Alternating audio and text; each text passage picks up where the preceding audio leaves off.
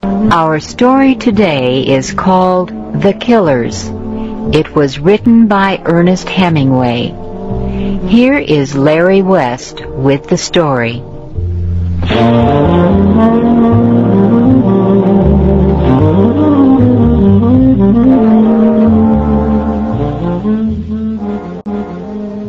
The door of George's small restaurant opened, and two men came in. They sat down at one of the tables. George walked over to them. "What would you like to eat?" he asked them. "I don't know," one of them said. "I don't know what I want to eat." Nick Adams, another customer, watched them from across the room. He had been talking to George when they came in. "I'll take ham and eggs," the man called Al said. He wore a hat and a black coat that buttoned across his chest. His face was small and white, and he had thin, tight lips. He wore a silk scarf around his neck and gloves on his hands. "What are you having, Max?" Al asked his partner. "Bring me bacon and eggs," Max said without looking at George. Max was the same size as Al. Their faces were different, but they were dressed like twins. Both wore heavy winter coats that were too small for them. George went into the kitchen and came out a few minutes later, carrying 2 dishes of food. "Which is yours?" he asked Max. "You're a really smart boy, aren't you?" Max said. He leaned forward and took the plate with the bacon and eggs on it. Both men ate with their gloves on. George watched them eat. Al looked across the room. "What's the name of that smart boy over there?" he asked George. "Adams," Nick said for himself. "My name is Nick Adams." "All right, smart boy. Come stand over here near your friend." Al pointed to George. "What are you going to do?" George asked. "That's none of your business," Al said. "Who is out in the kitchen? The cook?" George nodded, yes. "Tell him to come out here," Max ordered. George knocked on the kitchen door. "Sam," he called, "come in here a minute." The door to the kitchen opened, and Sam came out. The two men at the table looked at him. Al got up and pushed Nick and Sam back into the kitchen. The door shut after them.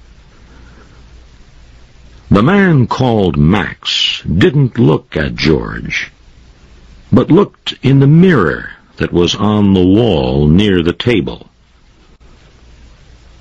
"Talk to me, smart boy," Max said. "What do you think we are going to do?"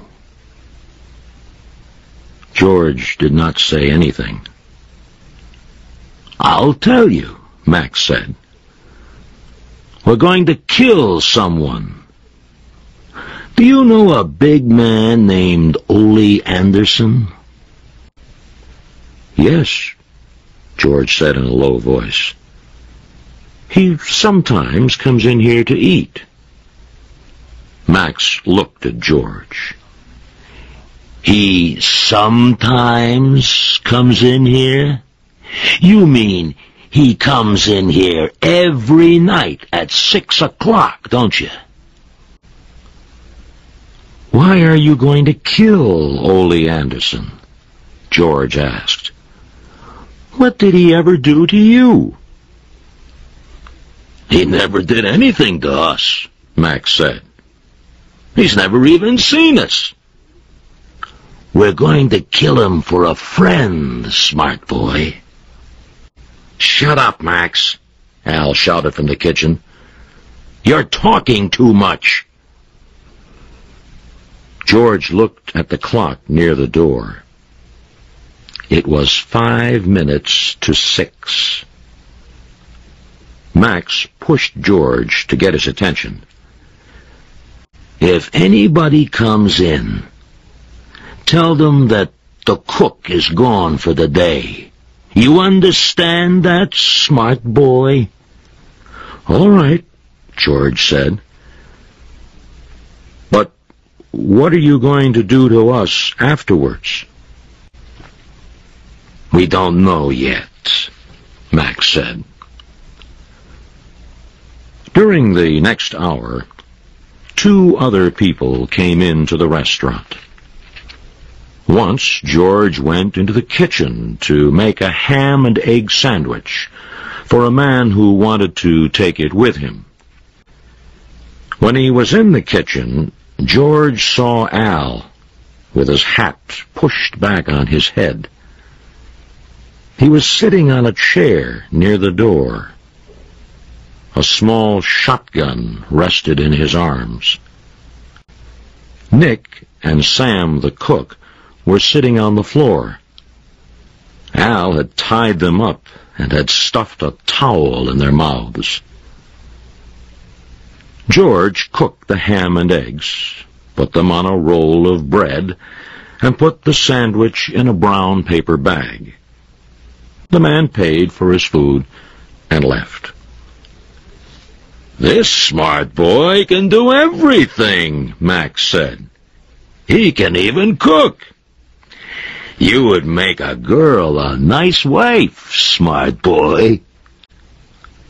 Your friend Ole Anderson isn't going to come tonight, George said. It's already 7:15. We'll give him 10 minutes, Max said. Max watched the mirror and the clock. The hands of the clock marked 7 o'clock. And then 5 minutes past 7.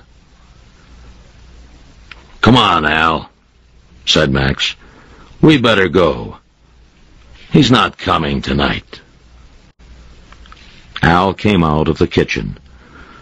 The small shotgun made a little bump on the inside of his tight winter coat. What about these 3 smart boys? Al asked. They're all right, Max said. Goodbye, smart boy, he said to George. You were lucky tonight. The 2 of them went out the door. George watched them through the window. They passed under the streetlight and crossed the street. George went back through the kitchen door and untied Nick and Sam. They were going to shoot Ole Anderson, George said. They were going to shoot him when he came in here to eat. Ole Anderson? Nick asked. George nodded. Listen, George said to Nick, you had better go see Ole Anderson. I'll go see him, Nick said. Where does he live? He lives up at Hirsch's Hotel, George said. Outside, the streetlights were shining through the branches of a tree. Nick walked up the street to Hirsch's Hotel. He walked in and saw a woman near the main desk. Is Ole Anderson here? he asked. "Yes, he's in," she said. Nick followed the woman up a flight of stairs and back to the end of a dark hallway. She knocked on one of the doors. "Who is it?" a voice asked. "It's someone to see you, Mr. Anderson." "Come in." Nick Adams opened the door and went into the room. Ole Anderson was lying on the bed with all his clothes on. He did not look at Nick. "What is it?" he asked. "I was in George's restaurant tonight," Nick said, "and two fellas came in, tied up me and the cook, and said they were going to kill you." Ole Anderson looked at the wall. "There isn't anything I can do about it," he said finally. "Thanks for coming to tell me, though." Nick looked at the big man lying on the bed. "Don't you want me to get the police?" he asked. "That wouldn't do any good," Ole Anderson said. "Well," Nick said, "maybe you could get out of town." "No," Ole Anderson said. "I'm through with all that running away." He looked at the wall. "No, I made a mistake once," he said in a flat voice. "Now there's nothing I can do about it. After a while, I'll go out for a walk." "So long," Nick said. "Goodbye," said Ole Anderson. "Thanks for coming." He did not look at Nick.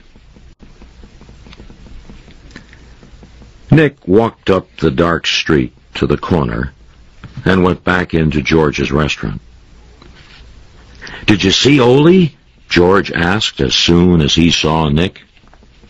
"Yes," Nick said. "Well," George asked, "what is he going to do?" "Nothing," Nick said. "But they'll kill him." "I guess they will," Nick sighed. George reached for a towel and began wiping one of the tables. "I wonder what he did," he said. "Probably cheated one of the gangsters in Chicago," Nick said. He stood up. "I'm going to get out of this town. I can't stand thinking about him waiting in his room and knowing he's going to be killed. It's too awful." "Well," said George, "you had better not think about it."